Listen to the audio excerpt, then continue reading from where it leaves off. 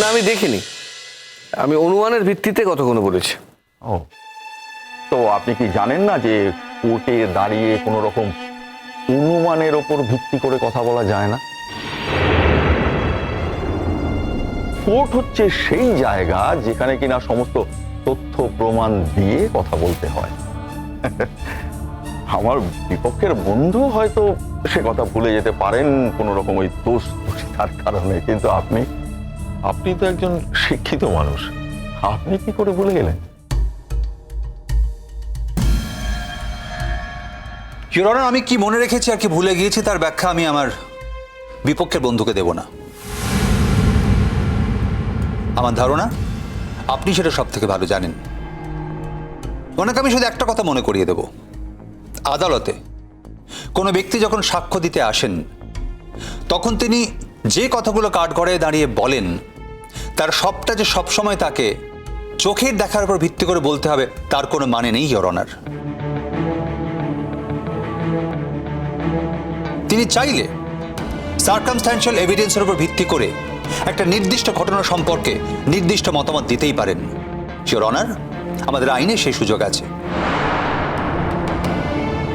আমি আমার লার্নেড ফ্রেন্ডকে অনুরোধ করব, আগামী দিনে মামলা লড়তে আসার আগে আইনের বইগুলো আর একবার করে পড়ে এলে খুব ভালো হয় ইওর অনার। আপনি কিন্তু আমাকে অপমান করছেন।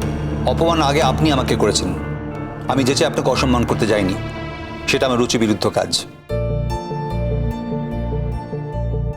ইওর অনার, কোনো কেসের ক্ষেত্রে একজন সাক্ষীর সাক্ষ্য গ্রহণ অত্যন্ত গুরুত্বপূর্ণ ব্যাপার, আর আমি জানি সেটা কি করে করতে হয়।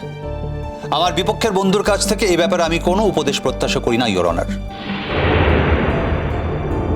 আর একটা কথা আমি আপনাকে মনে করিয়ে দেব, আমার ব্যাপারে এই জনশ্রুতি আছে যে শুধুমাত্র অর্থ উপার্জনের জন্য আমি কোনো কেস লড়ি না।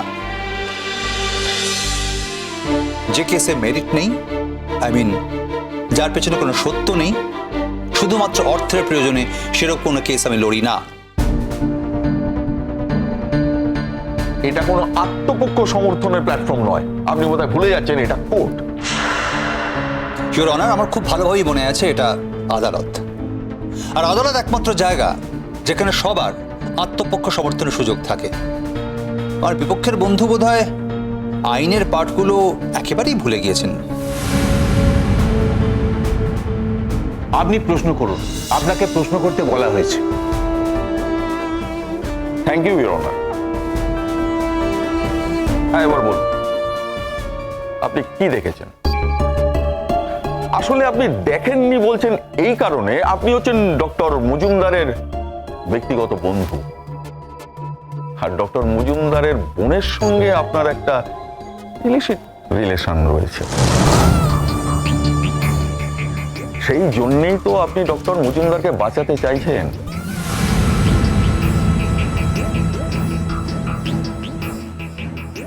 এই কথাটাই যদি আমি জোর দিয়ে হলপ করে বলি যে আপনি ডক্টর মজুমদারকে বাঁচাতে চাইছেন, কি উত্তর দেবেন আপনি? Objection your honour. Your honour, আমার বিপক্ষের বন্ধু ঠিক কিসের ভিত্তিতে একজন মানুষের ব্যক্তিগত সম্পর্ক নিয়ে এরকম নোংরা ইঙ্গিত করছেন?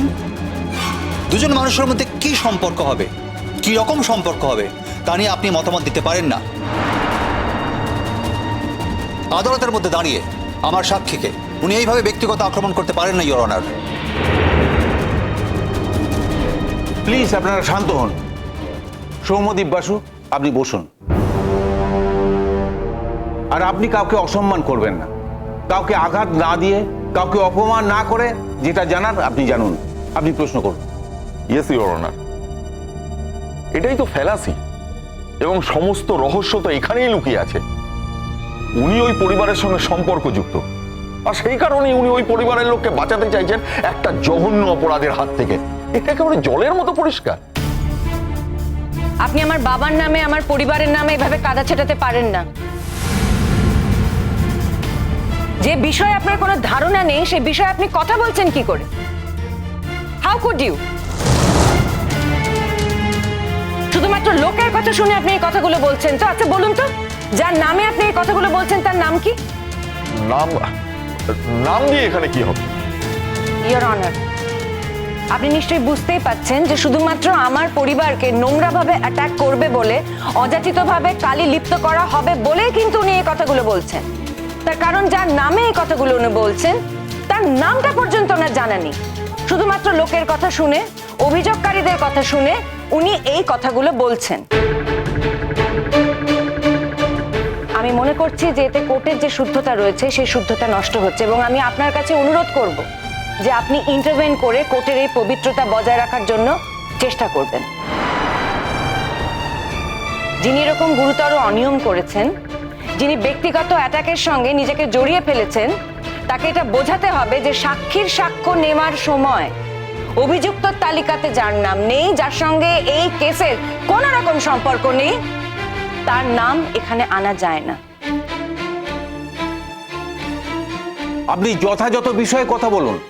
অন্য কাউকে আপনি এ বিষয়ে জড়িয়ে ফেলতে পারেন না, অন্য কাউকে অপমান অসম্মান কিছুই করতে পারেন না। আপনি আপনার মাত্রা জ্ঞান বজায় রাখুন। সরি ইওর অনার, আমি আপনার কথাগুলো মাথায় রাখবো। Thank you.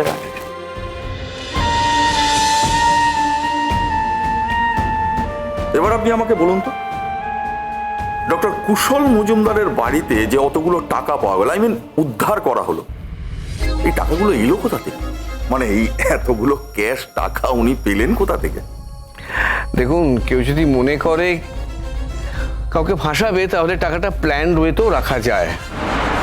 এখন কেউ যদি অন্যের সঙ্গে যুক্ত থেকে থাকে, সে তো এতটা বোকা হবে না যে মেয়ের বিয়ের দিন বাড়ি ভর্তি লোকের সামনে টাকাটা এমন জায়গায় রাখবে যে পুলিশ সহজে এসে সেটা উদ্ধার করতে পারবে।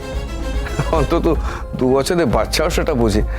ওয়েল, আপনি বুঝছেন না সেটা আপনার সমস্যা, কিন্তু ব্যাপারটা আমি এইভাবেই বুঝছি। তার মানে আপনি বলতে চাইছেন যে কুশল মজুমদারকে কেউ ফাঁসাতে চেয়েছিল? আমি যে বা যারা কুশল মজুমদারকে ফাঁসাতে চেয়েছিল তারাই কি ওখানে টাকাটা রেখে এসেছিল? আই মিন টাকাটা ওখানে প্ল্যান্ড হয়েছিল, এবং টাকাটা যখন ওখানে প্ল্যান্ড করা হয়, এতগুলো টাকা কারণ নজরেই আসেনি, কেউ দেখতে পায়নি, তাই না? এক্স্যাক্টলি, আপনি যে কথাটা বলছেন আমার সেই একই ধারণা। আপনি যে একটু আগে ওই ঠিকভাবে বললেন না যে টাকাটা রেখেছিল তাকে কেউ দেখতে পায়নি, এখানে আমার একটি কথা বলার আছে।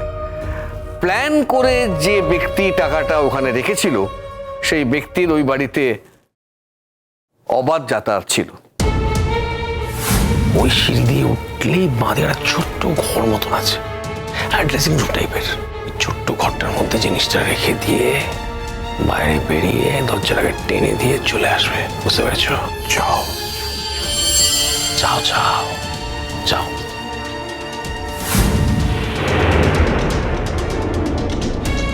সেটাই তো জানতে চাইছি, তারা কারা, কারা ও বাড়িতে অবাধে যাতায়াত করত? আপনিও তো ও বাড়িতে অবাধেই যাতায়াত করতেন, আপনি নিশ্চয়ই ও বাড়িতে গিয়ে টাকাটা রেখে আসবেন না? না না, আপনি তো কুশল মজুমদারের বাল্য বন্ধু, আপনি তো ওনাকে বাঁচাতেই চাইছেন। না, আমি কুশল মজুমদারকে বাঁচাতে চাইছি না। ওনার বিরুদ্ধে যে অন্যায় অভিযোগ আনা হয়েছে সেটা আমি খণ্ডাবার চেষ্টা করছি। দেখুন, কুশল মজুমদারকে বাঁচাবার কিছু নেই। উনি সততার প্রতীক, একজন আদর্শবান মানুষ। এরকম একজন মানুষের গায়ে যদি অন্যায় অভিযোগ লাগে তাহলে একজন সৎ নাগরিক হিসেবে সেটা খণ্ডন করার দায়িত্ব নিশ্চয়ই আমার আছে। আমি সেটাই শুধু করার চেষ্টা করছি। আর হ্যাঁ, আপনি যেটা বললেন একদম ঠিক কথা। আমি ওই বাড়িতে গিয়েছি, কিন্তু এটাও ঠিক যে আমার সঙ্গে আমার পরিবারের অন্যরাও কিন্তু ওই বাড়িতে গিয়েছিল। তাহলে আপনি কি বলতে চাইছেন যে আপনাদের পরিবারের অন্য কেউ এই কাজটা করেছে? না না, আমি সে কথা বলতে চাইছি না। আপনি একটু আগে বললেন না যে আমি ও বাড়িতে গিয়ে টাকাটা রেখে আসতে পারি। হ্যাঁ, আমি যখন ও বাড়িতে যাই তার মানে এটাও হতে পারে যে আমি ওই বাড়িতে গিয়ে টাকাটা রেখে আসতে পারি। কিন্তু যেহেতু আমি কুশল মজুমদারের কোনো ক্ষতি চাই না, ইনফ্যাক্ট তাকে আমি বাঁচাতে চাই, তাই আমি টাকাটা রেখে আসতে পারি না, এটাই প্রমাণিত হয়। আবার এটাও তো ঠিক যে আমি ছাড়া আমার পরিবারের অন্যান্যরা যখন ওই বাড়িতে গিয়েছিল এমন তো হতে পারে যে তাদের মধ্যে থেকে কেউ ওই টাকাটা হয়তো ওই বাড়িতে রেখে আসতে পারে, কারণ তারা কেউই কুশল মজুমদারকে পছন্দ করে না। না, আমি কোনো তর্কের মধ্যে যাচ্ছি না, আমি শুধু এইটুকুই প্রমাণ করার চেষ্টা করছি যে আমি যেহেতু টাকাটা রেখে আসতে পারি না, ঠিক তেমনি আমার পরিবারের অন্যান্যরা যারা কুশল মজুমদারকে পছন্দ করে না, লাইক করে না, তারা তাকে ফাঁসানোর জন্য টাকাটা ওইখানে রেখে আসতেই পারে। কারণ তাদের কুশল মজুমদারকে বাঁচানোর কোনো দায় নেই, তারা কুশল মজুমদারকে পছন্দ করে না, তারা কুশল মজুমদারের জন্য নিজেদেরকে ইনসিকিউর মনে করে। এটাই আমার অনুমান, আমার স্টাডি। আশা করি আমার বক্তব্য আমি আদালতের সামনে সঠিকভাবে পেশ করতে পেরেছি।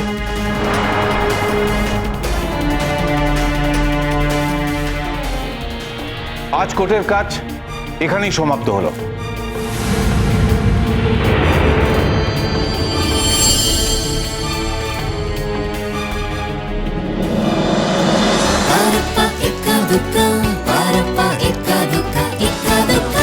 cholo, cholo, cholo, paltai.